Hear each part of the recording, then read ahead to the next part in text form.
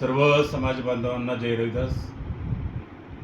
आपण संपूर्ण चर्मकार समाजाने असा निर्णय घेतला की राज्य शासनानं जे काही आता अबकडचं धोरण आणलेलं आहे, उपवर्गीकरण, त्याला आपला विरोध आहे।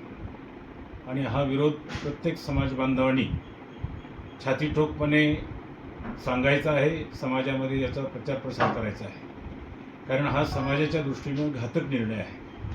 कारण हे उपवर्गीकरण नेमकं काय आहे याचं अजून कोणालाही माहीत नाही, परंतु शासनानं घाई केलेली आहे की हे लागू करावं। आम्ही त्यांना विरोध केलेला आहे, कॅबिनेटला हा विषय थांबवलेला आहे। परंतु हा विषय तुमच्याही लक्षात आला पाहिजे की उपवर्गीकरण म्हणजे काय। आपल्या ज्या 59 जाती संपूर्ण महाराष्ट्रामध्ये मागासवर्गीयांच्या आहे, यांना हे आरक्षण त्यांना वाटून द्यायचं आहे। महार, मांग, चांभार अशी जी काही समाज आहे, वाल्मिकी, यांनामध्ये डिवाईड करायचं आणि आपल्यामध्ये भांडणं लावायचे आहे। याच्यामध्ये सगळ्यात मोठा समाज हा बौद्ध समाज आहे, महार समाज आहे। तरीसुद्धा त्यांचा या गोष्टीला विरोध आहे। त्यांचं म्हणणं आहे की हा मागासवर्गीय समाज एकत्र राहायला पाहिजे। याच्या असे जर तुकडे झाले तर याच्यानंतर अजून काही गोष्टी लादल्या जातील, मग त्या सहन कराव्या लागतील।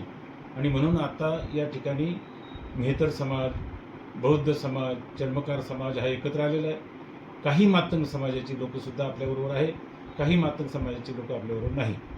आणि त्या मातंग समाजाच्या मागणीवरून हे उपवर्गीकरण मान्य झालेलं आहे आणि त्याला सुप्रीम कोर्टानं निकाल दिल्यामुळे फार मोठा संभ्रम निर्माण झाला, हे करायचं की नाही करायचं वगैरे। परंतु हे जे काही संविधान च्या विरोधामध्ये हा निर्णय झालेला आहे, जस्टिस गवईंनी जो काही निर्णय दिला तो संविधानाच्या विरोधात असल्यामुळे तो आम्हाला मान्य नाही।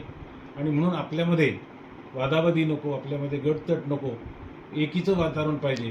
कारण हे उपवर्गीकरण चालू झाल्यानंतर आपल्या अनुशेषाचं काय, आपला जो नोकरीमध्ये अनुशेष गेल्या 9 वर्षापासून बंद आहे, तो जवळजवळ 2 लाख ते 3 लाख अनुशेष आहे।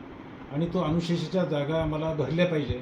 आणि म्हणून शासनानं पहिल्यांदा अनुशेष सुरू करावा, तो अनुशेष भरू द्यावा।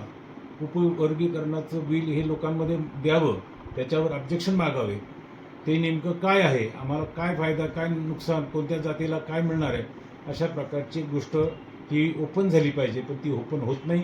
कुठंतरी घाईगर्दीमध्ये हा कायदा पास करायचा आणि समाजाला अडचणीत आणायचा, अशा प्रकारचा हेतू असल्यामुळे मी समाज बांधवांना विनंती करतो की याला कडाडून विरोध करायचा आहे, ठामपणे विरोध करायचा आहे।